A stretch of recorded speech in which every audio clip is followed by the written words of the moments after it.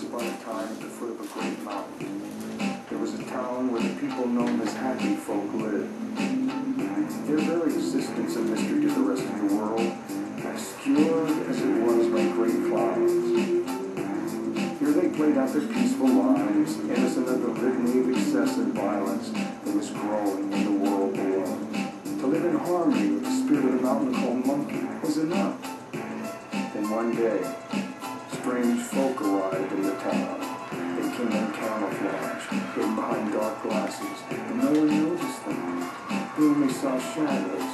You see, without the truth of the eyes, the happy folk were blind.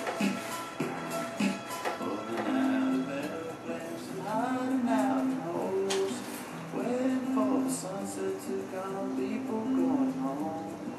Jump them from behind them and shoot them in the head. Now everybody dancing the dance of the dead, the dance of the dead, the dance of the dead.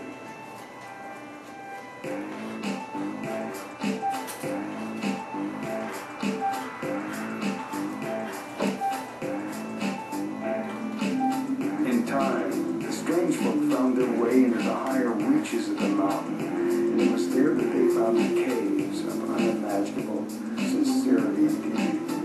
By chance, they stumbled upon the place where all good souls come to rest. The strange folk, they coveted the jewels in these caves above all things, and soon they began to mine the mountain, its rich scene, fueling the chaos of their own world. Meanwhile, down in the town, the happy folks slept restlessly, their dreams invaded by shadowy figures digging away at their souls.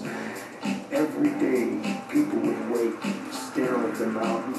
Why was it bringing darkness into their lives? And as the strange folk mined deeper and deeper into the mountain, holes began to appear, bringing with them a cold and bitter wind that chilled the very soul of the monkey.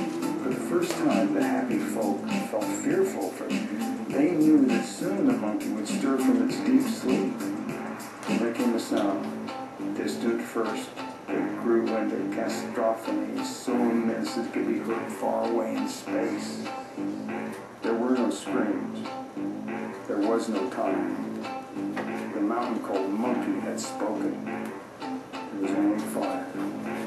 And then, nothing. Oh, little time.